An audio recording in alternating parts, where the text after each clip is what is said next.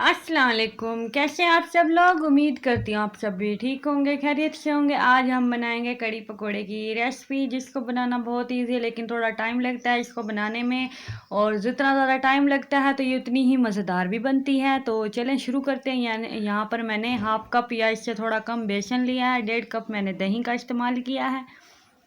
इसको अब grinder jar के अंदर ग्राइंड कर लें। अगर आप लोग चाहें तो हाथ वाले बीटर से भी इसको बीट कर सकते हैं।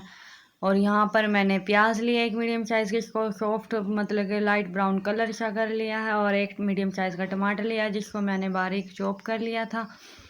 अब इसको टमाटर को ना मैंने 2 से 3 मिनट बिल्कुल फ्राई किया ताकि ये सॉफ्ट हो जाए। अब इसके अंदर लहसुन अदरक का पेस्ट शामिल किया, 1 चम्मच। यहाँ पर लहसुन अदरक मैंने बिल्कुल फ्रेश इस्तेमाल किया। और मेरे मसालों में जो भी चीज़ मैं इस्तेमाल करती हूँ वो बिल्कुल फ्रेश होती है। तो यहाँ पर नमक, मिर्च और चिली फ्लेक्स मतलब कि कुटी हुई मिर्चें और हल्दी वगैरह मैंने 1-1 चम्मच यहाँ पर लिए हैं। और इसको फ्राई करना है बगैर पानी के। और फिर जब फ्राई हो जाए 1 मिनट के बाद इसके अंदर थोड़ा सा पानी शामिल करेंगे। ढक्कन ढक दें 2 मिनट के लिए लो फ्लेम पर, ताकि हमारे टमाटर और प्याज हैं जो बिल्कुल सॉफ्ट हो जाएं, ताकि कड़ी के अंदर बिल्कुल भी नज़र ना आए हमारे टमाटर वगैरह। तो यहाँ पर देखें चम्मच हिल रहा है। अब ये मसाला भी ब्राउन हो चुका है, मतलब कि ऑयल अलग हो चुका है मसाले से। और यहाँ पर मैंने बेसन का जो पेस्ट बनाया था ग्राइंडर जार के अंदर वो मैंने डाल दिया है। और साथ में मैंने 1 लीटर के करीब पानी भी शामिल किया है। अब इसको हिलाते रहें जब तक छोटे बबल नहीं आ जाते। और यहाँ पर मैं पकौड़ों की भी साथ में तैयारी करने लगी हूँ। आलू को मैंने चॉप करके और प्याज को अच्छे तरीके से धो लिया है। और यहाँ पर पालक को भी बारीक कट कर लिया था। पालक के बगैर तो पकोड़े अच्छे नहीं लगते। और हमारी फैमिली में तो बिल्कुल भी पालक के बगैर पकोड़े खाए ही नहीं जाते। तो यहाँ पर सम स्पाइसेस लिए हैं। स्पाइसेस के अंदर रेगुलर स्पाइसेस और एक्स्ट्रा जो है लहसुन अदरक का पेस्ट और थोड़ा गरम मसाला है, मतलब कि चुटकी बराबर गरम मसाला मैंने यहाँ पर शामिल किया है। तो आप लोग भी इस तरीके से ज़रूर बनाइएगा इस रेसिपी को। और मसालों को मैंने अच्छे तरीके से मिक्स कर लिया है ताकि हर मतलब के पकोड़े के मतलब आलू पालक पर मिक्स हो जाए। और साथ में मैंने बेसन डालकर मिक्स किया है। बेसन के अंदर आप थोड़ा थोड़ा करके पानी शामिल करेंगे। अब देखें ये बिल्कुल अच्छे तरीके से तैयार हो चुका है ये पेस्ट पकोड़ों का। अब इनको चलते हैं फ्राई करने की तरफ। फ्राई करने के लिए मैंने यहाँ पर ऑयल को पहले गर्म रख दिया था हाई फ्लेम पर।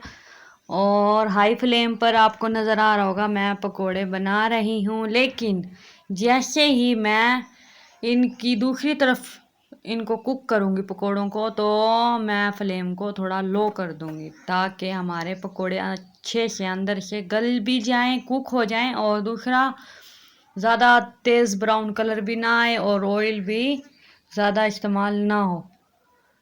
और ये देखिए हमारे पकोड़े बिल्कुल तैयार हैं। मैं अब बाहर निकालने लगी हूँ। अब इसको एक प्लेट में ट्रांसफ़र कर लेते हैं और साथ में कड़ी को भी देख लेते हैं। ये देखें कड़ी हमारी कितनी थिक है, मतलब कि ना ज़्यादा थिक है ना ज़्यादा पतली है। और ये देखें क्रीमी सा टेक्सचर दे रही है। आप लोग भी इस तरीके से ज़रूर बनाइएगा कड़ी बनाने के। वैसे तो एक और तरीका है, जैसे बेसन और दही को मिक्स कर लें और साथ में मसाले डालकर इसको चूल्हे पे पकने के लिए रख दें, लेकिन मुझे वो तरीका अच्छा नहीं लगता तो मैं मसाला फ्राई करके फिर ही कड़ी बनाती हूँ।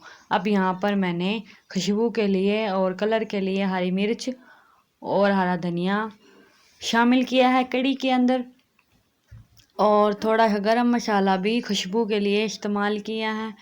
और इसको 2 मिनट तक ढक्कन ढककर छोड़ देंगे और फिर इसका तड़का तैयार करेंगे हम लोग।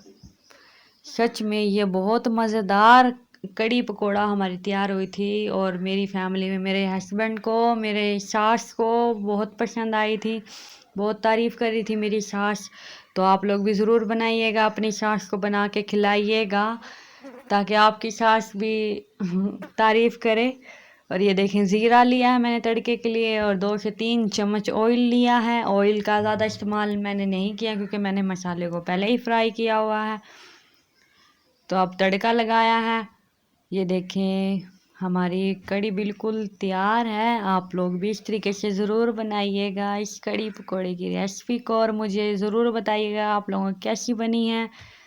और कड़ी तो वैसे भी 15 से 20 मिनट में तो बनती नहीं है, 1 घंटा तो लग ही जाता है। अल्लाह हाफिज़।